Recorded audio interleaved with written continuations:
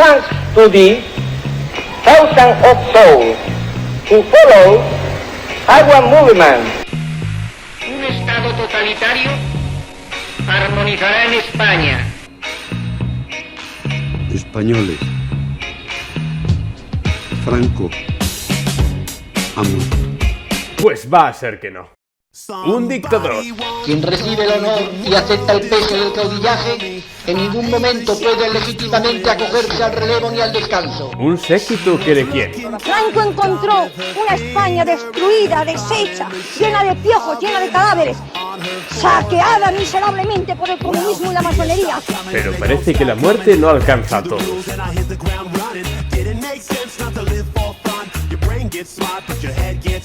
Y más de 40 años después, soy falangista. Este fiambre sigue dando la lata.